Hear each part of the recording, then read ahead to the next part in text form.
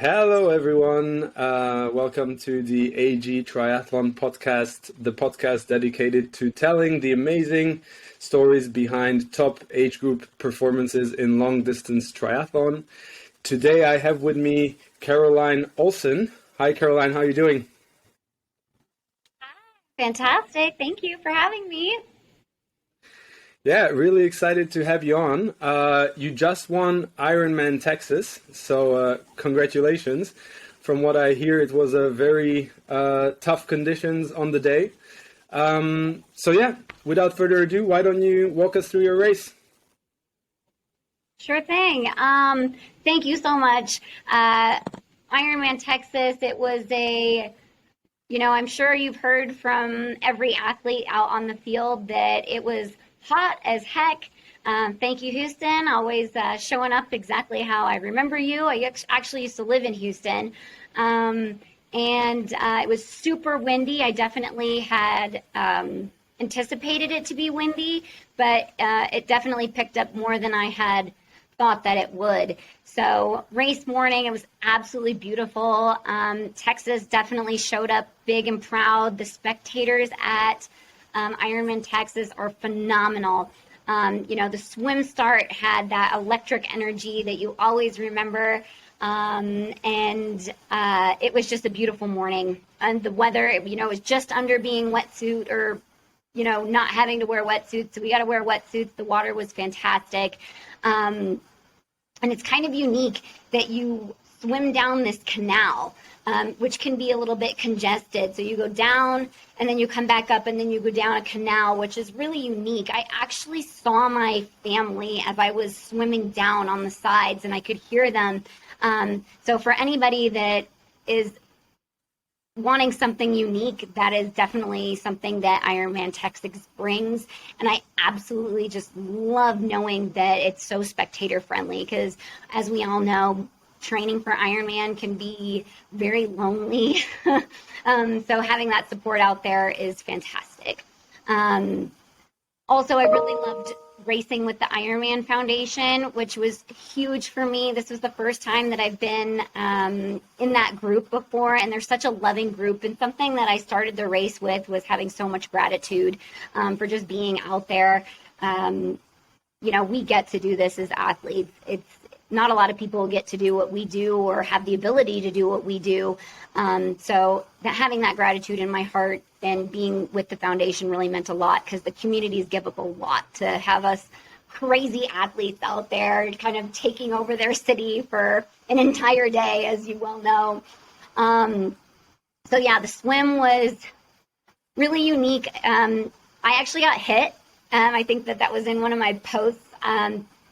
In these things, you can get swam over or swim into somebody, but I've actually never had somebody grab me and hit me before. So that was something new. I was super upset. I like to say that I kind of have an alter ego when I'm racing. So I definitely got very upset with this gentleman. I'm like, I know you can't tell that I'm a woman, but you definitely just hit me.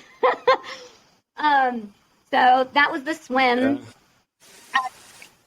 Can you believe that? Like, have you had that before where, the swim, you've said you've done short distance. It's pretty crazy. Yeah, I have to say my craziest experience in a triathlon was when I was participating in the qualifications for the Youth French Championships. And we went out, sprinted out to the first buoy, and all of a sudden, all that I know is I'm underwater, like completely head to toe underwater, like if I was a volleyball, basically just pressed down. What? And 5 seconds later, I'm back on top. Realized that I'm still alive, and I kept on swimming. But I completely agree. It's quite crazy what goes in on the swim. But yeah, especially in an Ironman, if you get hit, that already starts off your really long day in a bad manner. So. Good to see you got yourself together and managed to still swim a really good time, right? You did 1 hour 10. So and from what I understood, it's not your strong suit to swim. So still pretty good. No, I actually had a lot of anxiety going into the swim. I'd been really working on it last year, and then for some reason, and I feel like this is really important to mention that there are just times that things don't come around, no matter how hard you work at them. You know, there are just some things that just don't click, and it happens to all of us. So the swim for me, I had really started picking up some steam, and then I felt like I took a few steps back. So the goal for the swim for me was to just be very meditative and just stay on pace, so that I didn't waste too much energy to be able to put that to the bike and the run, because that's obviously my strong suit, and there was no reason saving a few minutes in the swim that I could use have exponential gains in the run and the bike. So I think that's really important to mention for athletes out there. Yeah, definitely. Don't burn your matches on the swim. I mean, there's this famous saying, right? In Ironman, you can't win the race on the swim, but you can definitely lose it, right? So I guess that is wise words to keep in mind when you go into your first Ironman. But what about your bike? So I see that you did a 512 bike. Is that correct? Yes. It was so difficult. I think anybody that raced on Saturday would be able to tell you how hard it was. I think that, we have our little tri bikes and our little tri outfits, and you kind of turn into this squirrel because you're tucking in goos here and there, and you're trying to get yourself ready for this 5-hour bike ride. And especially when you throw in the heat element and the wind element, you prep for so much, but there's only so many spaces that you can put nutrition on your body and your bike. So I feel that across the board, everybody said that was a challenge. I went through my first bottle in the first 45 minutes. It was blowing really hard. So 100%, I think everybody faced that challenge. I went through all my water, all my nutrition really fast. So it kind of came to hitting up the aid stations, which I never hit the aid stations this much. But I think I hit about 6 aid stations, grabbing new water or nutrition, especially at the end of the race, because I had run out like many of the athletes out there. So it was really challenging, about 20 mile per hour winds coming, headed out the Hardy Toll Road. It was blowing, but thankfully here in Idaho, I live in Boise, Idaho, we've had a lot of really cold, windy weather. So I personally think for me, I kind of had a guardian angel looking out for me, basically prepping me for this. And I kept thinking how miserable I was doing those training rides, but I think that I really had somebody watching over me that was like, we're going to put you through the test before so that you can get through this. Yeah, so how do you adapt mentally, right? Because it's such a game changer when you have strong headwind. What do you tell yourself in those moments where, I don't know, you might want to be going 35, 37 kilometers an hour, but you're only ending up doing 30? Like, how do you go through those rough patches?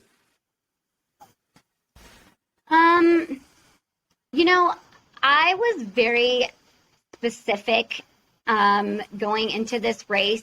I knew that the conditions were going to be rough. So mentally, again, you're riding 112 miles. And if you go at this like a 70.3, you're going to die. So, and I actually saw that a lot. I had some people that were around me that first 56 miles. And I remember some guys like, make sure you stay, with us, close to us, so we don't drop you. And I was like, number one, I don't need your help. And the other thing is that I'm riding exactly how I need to ride. Like, I know exactly what my watts are going to be. I'm pulling back on this first lap out because I need to be able to make sure that I can ride the back half of this, because this was not fun headed out. Nobody had fun with that headwind, and it got worse throughout the day. So I rode very conservatively the first half of the 112 miles, and then I rode pretty aggressively the second half. So for mentally, again, having that gratitude in these races is so big. And I really thought of a lot of people in my life that have been struggling. My husband and I help run a family-owned company, and we have about 230 employees. And, I keep a lot of their stories in my heart when I'm having struggles, because I know that a lot of people struggle, and I have absolutely no right to feel sorry for myself in those moments and to keep myself going. I always go, I got this. I'm going for it. I get to be here. And that is a huge theme in my racing.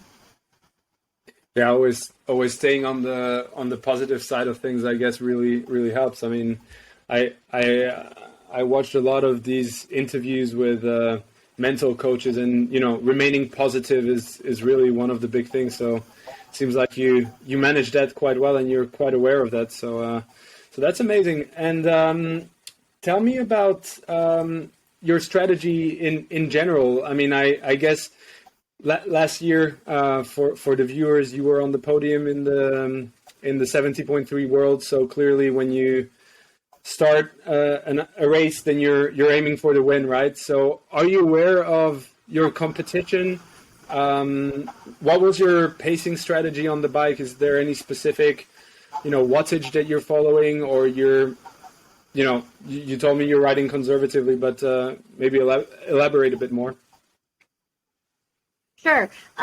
So I work with my coach, Rebecca McKee. We've been working together for like 7 years now. She knows me inside and out, and it kind of like you and I were discussing before we got on here, having a coach is so important because they know where your strong suits are. So our strategy on the bike, she definitely gave me wattages to stay in, and I actually knew that when I finished the race that I was going to tell her that I went beyond that, because I stayed inside the zones. And then something that I actually regret to this day is, you brought up St. George. I pulled back in St. George on the second half of the ride, and I will never forgive myself for that, because that gave me fourth place. And I truly feel, we can't go back in time. We are where we are. At another world championship, hopefully I'll be able to change my outcome. But I showed up wanting to win. I never sign up for a race going, I hope I get second. So yeah, definitely the wattage strategy. I stayed in that. And yes, I'm very aware of my competition. I actually was really kind of girl fanning out a little bit. Jocelyn McCauley, who was the pro that won for the women, is from Idaho too. She's from Boise, or Eagle. We both live in Eagle, Idaho. So go Idaho. That was so awesome that we both got that for the women here. And Danielle Lewis, it was her first Ironman. So, sharing a race course with those people is just so inspiring. I mean, obviously, I'd love to keep up with them one day. I have a lot of work to go. Fiona Moriarty, Kayla Bowker, Alexandra Watt. I mean, there's a lot of females in my area that I've raced with many, many years. And although some of them went pro and, Kayla and I are still in amateurs, I really look at them as a big, bright light to go, if they can do it, I can do it too. And it's a huge point of inspiration for me to be on the race course with ladies like that. And it's a little scary because I'm fangirling out. I've always had an imposter syndrome type of thing in this sport. So, and I'm sure a lot of other people do too. An imposter syndrome is really a weird thing. So, but yes, definitely have strategy. Definitely look out for a lot of my competition. There's a lot of really good girls out there. Yeah, definitely. And when you arrive into T2, when you finish the ride, are you in first position? Well, my husband, Big Mike, he's my speed Sherpa. He always makes sure to update me on where I am. So when I got into T2, he informed me that I was in second place by 10 minutes. And he basically was like, you can run, so you just better get out there. I started really hot, and I just went for it. I think that was the first time that I thought that maybe I could win this race, because, again, I knew that a lot of people would have overbiked, and I knew that I didn't. So It was an incredible feeling, but I also have lost races by 0.06 seconds. So that is also something that you have to be very, very careful of, because these girls, you know, you never know when they're going to have that second wind, or they have that fire in their belly and they're like, there is no way that I'm letting this chick take me down today. And that's the really fun part about the sport. So yeah, definitely going into T2. My husband is fantastic Sherpa. He said I was in second place. I think I caught first place in the first 3 miles on the run. It was pretty exciting. Wow. You made up 10 minutes in 3 miles. Yeah, I believe the first place girl, God bless her soul, I think the heat, and I think she must have had some issues, because I saw her walking. My heart went out to her because she had a great start to the race. And, you know, nobody likes to see that. You never like to see your friends suffering, but we all suffered for sure. Sure. And then tell us about the marathon. So you make the pass 3 miles in, and then I guess it's holding on to first position, right? You go from hunter to being the hunted. Tell us about that feeling, especially me. I've never had that feeling, so would love to know a bit more about it. You know, it was very interesting because I knew that some of my competition were, I mean, there's some great athletes out there. And like I said, you always run the risk of, you know, somebody just taking off, and a marathon is a long way to go. So you can lose it. You can lose it in an instant. Just like I said, I passed first place in the first couple miles. So I had a girl that passed me, Kayla, on the run, and she came hot. She was running fast, and that was definitely intimidating. But one thing that I kept in my mind is, if I stay steady and race my race, because when you're out there, you can only control yourself. You know, get the nutrition in, keep yourself committed to the plan, stick to the plan, and execute the plan. So no matter what she does, I can't worry about that right now. If she's having a great day, then the best of her, and that's what's happening. But when she passed me, all I could think of was, let's just hold on. I don't know 100% where we are. So just keep running, keep putting one step in front of the other. Every single aid station, grab something, because it's hot. And I just saw people suffering. I mean, you could see, you know this, you can see all the sweat on the athletes, the white building up on their outfits. And it was a really hot day. So, yeah, the marathon was not fun. I definitely saw mile 11 at one point and thought it said 13, and I was so excited that I was halfway through. And then when I got closer, I was like, oh no, I'm only at mile 11. You know, I definitely had those moments, but the crowd was so fantastic. Hippie Hollow was amazing. You know, there was a guy that had this bongo drum, and he's like, hit the drum, it'll give you power. And I like went to hit it, and he like took it away. And then he ran up next to me. He's like, this will give you good luck, I promise. So they were so sweet. So many people just really wanted to see us athletes through all the trauma that we were experiencing of the day. You know, but I saw there were so many fans. Val from Trace Pinas, on Team Trace Pinas, she was there, and she was at the corner. They were giving us splits and just really cheering us on. But like I said, the marathon, it was just a game of consistency at that point. And my third lap, I got into my third lap, and my husband actually said, you can slow down. And I was like, what are you saying? What do you mean I can slow down?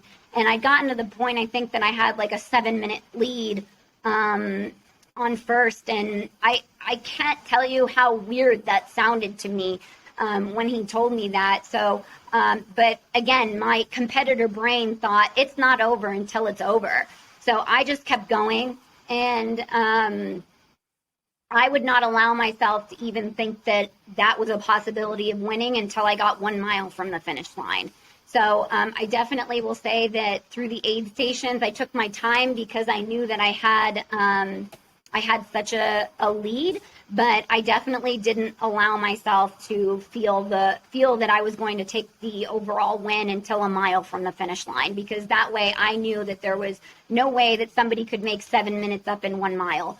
And that's all I could think of, because like I said, I've literally lost a race by 0.06 seconds, and I've won a race by 0.04 seconds.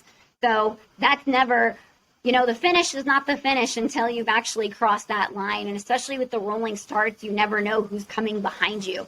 But that last mile, oh my God, I was just so focused, and I was so excited to get there and share that with my family and my friends, and my coach who I'd worked with for so long. It was the best feeling. I don't know, even getting fourth at a world championship, I was so happy, but there's nothing like executing a race exactly to the plan. Like I said, in St. George, I backed off, and I will never forgive myself for that. But this one, I just executed absolutely perfect, and it was just my day. I just suffered and was able to control the suffering just a little bit better. Yeah, sounds like it. Massive congratulations once again. Really excited for you. Amazing performance.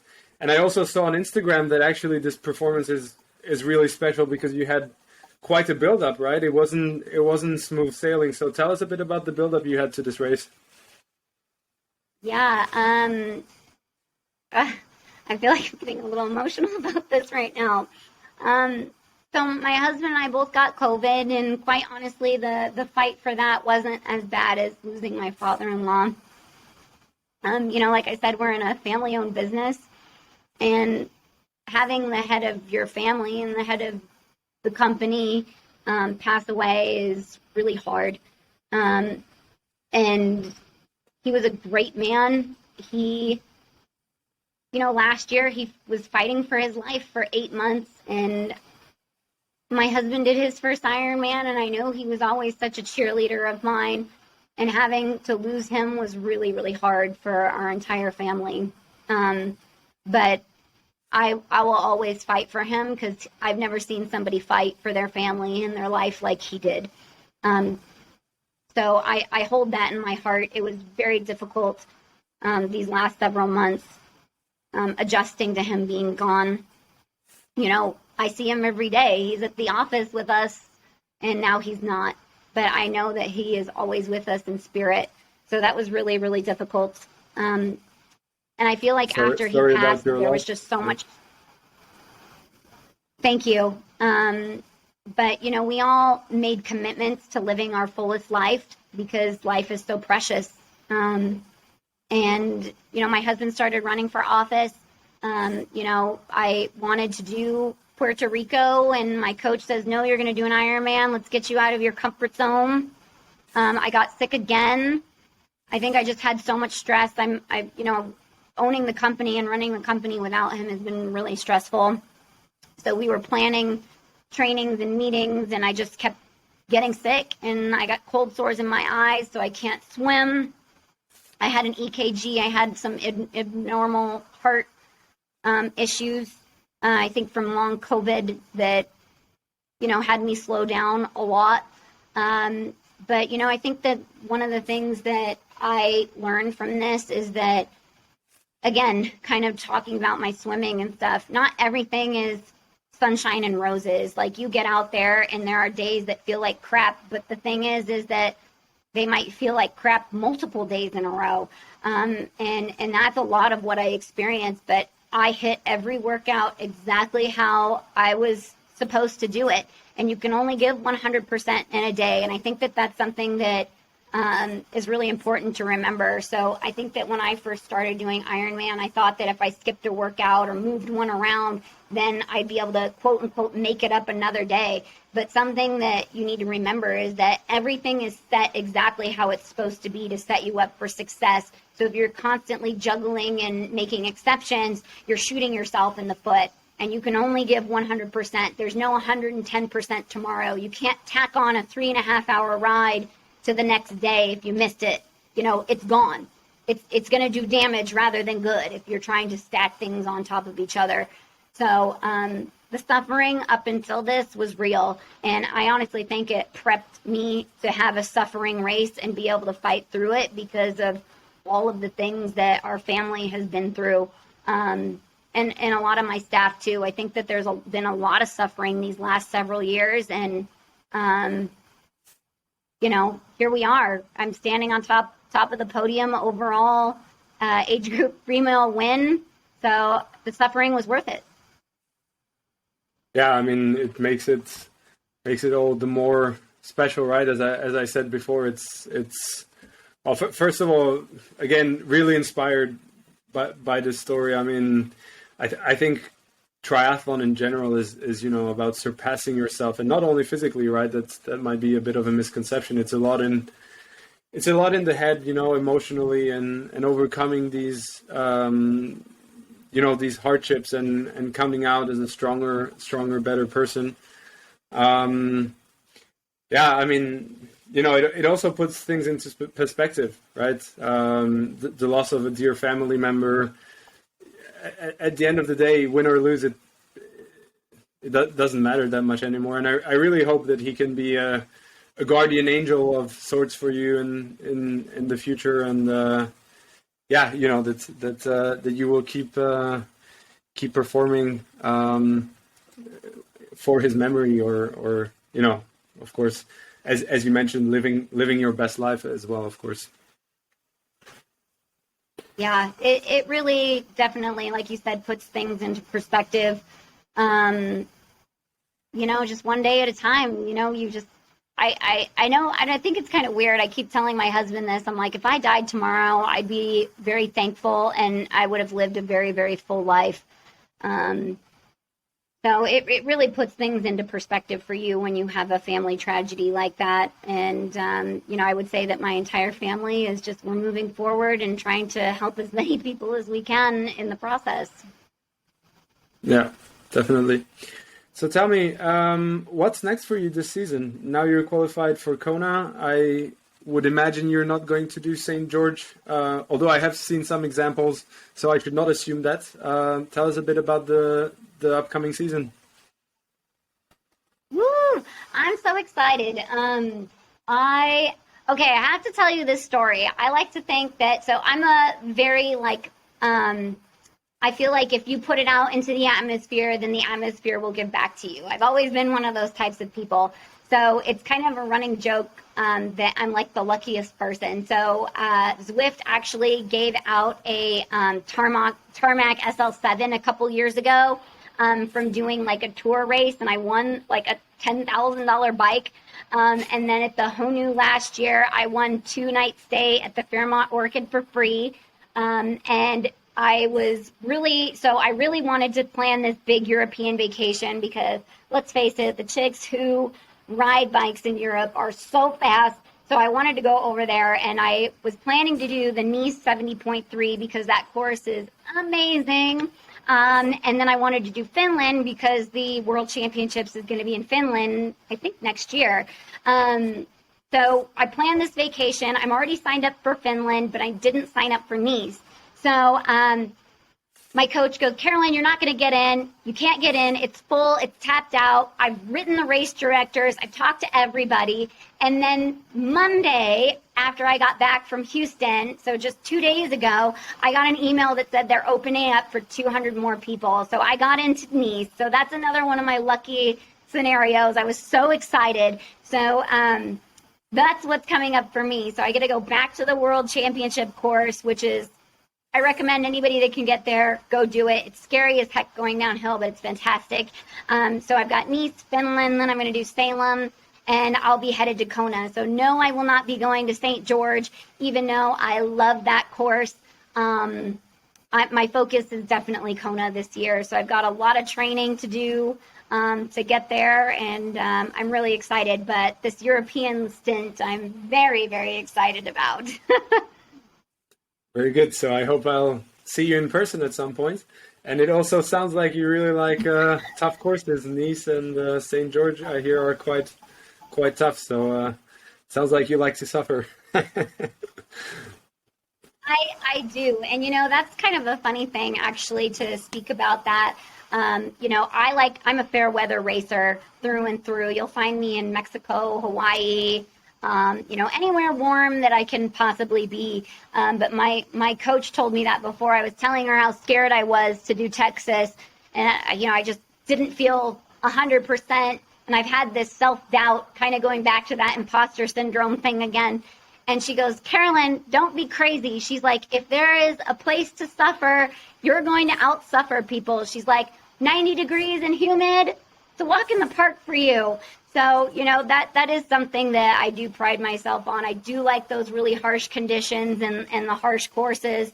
That's why I like to do Puerto Rico, because I think Puerto Rico has one of the hardest runs on the circuit, that and the Honu. So I try and do some of the hardest courses so that other races seem relatively easier. That's kind of a strategy of mine. Yeah.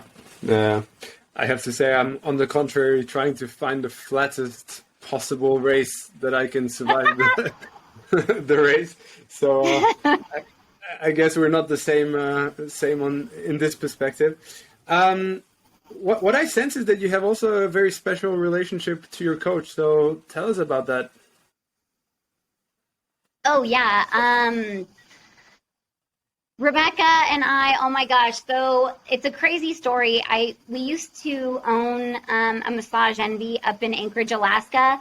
And Rebecca McKee lives in Anchorage. And my husband was traveling back to Idaho from Anchorage, visiting me. And he was talking to Rebecca on the plane. And, she's an incredible athlete herself with tons of wins under her belt.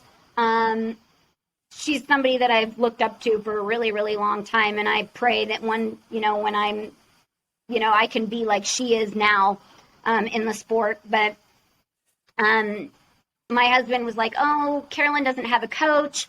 And she goes, well, I have openings. And my husband gave me 6 months of coaching for Christmas. And I've been with her ever since. And I think that with that, it started a little slow with us, and that a little bit ties back to what I was saying is you execute. When you invest in a coach, they give you a plan for a reason, and you need to make sure that you and your coach mesh really well, because if you're not invested in them, they can't be invested in you, and you won't get the best results. So when I initially was working with her, I didn't follow the plan to a T, and I was still doing well, but I wasn't doing fantastic. Then I had one of those aha moments where I go, I want to win more. I want to win overall. I want to be doing bigger things because I see all my peers doing them, and I want to too. So I committed. Instead of being like 90% in, I went 100% in. And since then, her relationship, she believes in me, and that's really, really important. And I believe in her. And every time that we go into a race, like I said, I wasn't feeling great, but she knew that when push came to shove, I would execute because we've been together for so long. Oh gosh, I have goosebumps just thinking about her right now. I mean, I can just tell you, I had a 15-mile run 2 weeks out from this race, and I just had this anxiety attack, and I couldn't move. And I didn't want to run. I just didn't want to move. And I was trying to think of ways that I could get around not doing this run and saying I was sick or making up some excuse. And I told myself I'd get out there. And my husband called Rebecca and said, Carolyn's really struggling today. She might need you. And all of a sudden, when I was running, I started getting these messages from her that said, you're strong. You're so fast. You're unbelievable. And every mile or every 5 to 10 minutes, I'd get another one of these messages. And that meant the world to me because that was so hard. I was in such a dark, dark spot of depression. And she was able to pull me up and say, you're going to get this done. It's not that bad. and got me through it. So I'm forever grateful for our relationship and the investment that she has in me. And I sure feel like I've given the investment back to her too. So it's a two-way street for us. And for anybody that's thinking about a coach, she's fantastic. But the most important thing is to make sure that you guys are a really, really good match, because if you don't believe in their coaching abilities and their coaching styles, it's not a good fit. Yeah, that's the funny thing, right? You called it imposter syndrome, right? I tend to observe that imposter syndrome is only felt by people who are genuinely competent, right? Who are actually very adequate at what they're doing, but still feel like they're not, right? And it seems like your coach is really this, more than just putting down into Training Peaks your plan. She's also that emotional support and really bringing confidence to you and your triathlon training as well as racing, right? Yeah.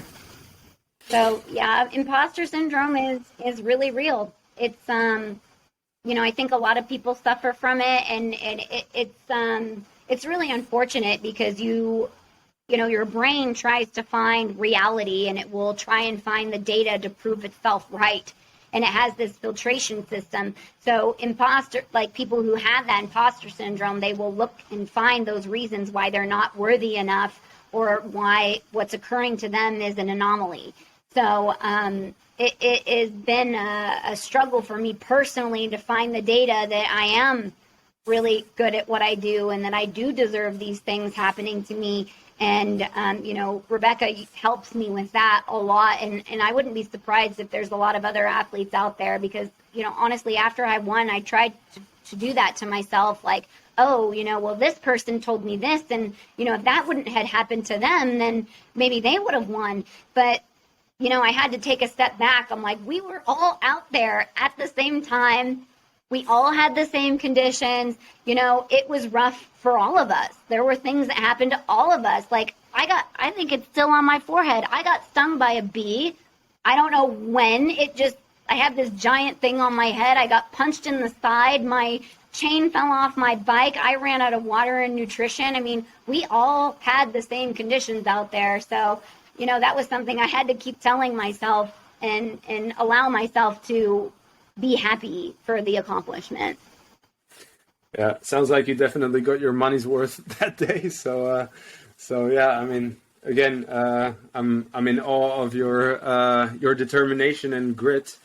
And speaking of that, the race itself is really just the cherry on the cake, or the tip of the iceberg. What really takes you to that level is the training. And as age groupers, right, what we have to do is find this balance between work, training, family. So tell us a bit about, you mentioned that you have this family-owned company. Tell us about how you find this balance, what a typical day in your life looks like, how your training weeks typically look like. Tell us all about that. Sure. Like I said, family-owned business.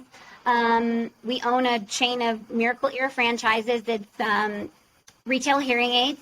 So we operate in 10 states. We have 130 stores. We have 50 employees.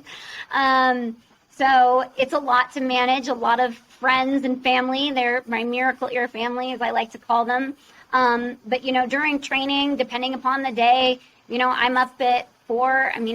For people who follow me on Instagram or Facebook, I'll be up at 4 o'clock, 3:30 in the morning to get to the pool and get my swim and bike or whatever done. And then I come to work, or I'll do one workout in the morning and one workout after work. But, it's mostly sleep, eat, workout, repeat. And, having a family-owned business, they give us, I have a lot of support. So, in my home office, it might be really cold here. So this happened a lot. It was really, really cold in Boise. So I wanted to run in the middle of the day. So I'd take I'd get here an hour early so that I could take my lunch and run. And all of my staff has been so supportive of me and my endeavors. So that's been really, really fantastic. So yeah, my husband is very into fitness as well. He used to do physique bodybuilding, and he's kind of transitioned into the endurance world as well. So he's super supportive. He gets up at 3:30 every morning. My husband is insane. He takes it to a totally different level, but I'm a bear and I need like 8 to 9 hours of sleep a night to be able to function. I feel like I have this tiny body and a big engine, and it needs like all this rest and food. And but yeah, I mean, that's our days. I mean, it's just hit it early, get to work, do business. We've grown so much in the last few years, and it's a fantastic industry to be in. And I also take a lot of pride in the wellness aspect. So, we're asking people to make investments in their health. And so I always like to make the investment in my health as well, so that we can really live and breathe the culture of what we do. That's very, very important. Yeah, I mean, speaking about wellness, right? When you tell us about these crazy schedules and days, how do you make sure that you don't burn out? Like, at what point do you know, okay, I need a rest day or I need a day off? How do you make sure that, you do have that necessary rest and recovery? And, as I think as triathletes, we are a bit over the top. Sometimes, we have hard times just not doing our max day in, day out. So do you have like some kind of system where you tell yourself, okay, I need to slow down. This is okay. How do you do it? I think that's an excellent question, because I think so many people go, I need to go so hard all the time. And through the years, I mean, I've been doing this for 12 years now. So through the years, I have really been able to pay attention to what my body is telling me. And like I said, I've been working with my coach for 7 of those years, and she knows me really well too. She'll look at my data and she'll say my fatigue is really high, check in. If she needs to pull me back a little bit, she will. So my coach is very in tune with me, and I will verbally tell her. And honestly, I think that I hear a lot of these horror stories where these athletes push through, and it's inspiring, but at the same time, I'm like, I want to be able to do this for a really, really long time, and I don't want to hurt myself and give up something that I love, because I think that we've all been in a situation where that, you've gotten sick and you can't do your regular thing, and you're like, oh my God, I will never take for granted not being able to do this again. But having that, being very aware of your body and your sleep and the rest is super important. And I will choose a rest day and you have to be very honest with yourself too. It's not just like I was talking about the 15-mile thing. I was trying to make up excuses in my brain not to do it, but that was an emotional depression rather than a fatigue depression. So I knew that getting that key workout in was going to be very important. And it's very different when you wake up and you're sore and you're hurting and you're extra tired for no reason. So, finding that balance is super important. And I think the mental balance of it too, really going into this race, as I explained, I was feeling very depressed and uneasy about everything. And the meditation aspect of that was super important for me. I meditated, I visualized the race, I popped onto YouTube, I watched all the course recaps so that I could feel myself getting into the rhythm of the race and feeling at ease with my body. And I took a lot of time to, I believe in massage therapy. Every week I would get a massage and I would thank every piece of my body for what it does for me, my heart, my lungs, my brains, my hands, my toes, you name it. I really take a very holistic overall view of health for this, because I plan on competing for a very long time. And I'd rather be able to have that longevity than go for the glory and then never be able to do it again. Yeah. Sounds like excellent advice to people that are also thinking of getting into triathlon but are not exactly sure how to do it. Caroline, thanks a lot for your time. It was great chatting with you. Really inspired by your story. This is why I started this podcast, to hear stories like yours. All the best for the season. Hope to see you in Europe and excelling at Kona. And and just congratulations once again on a fantastic achievement. Thank you so much for having me. It was an absolute honor, and I look forward to watching other athletes share their stories on here. I love to hear them.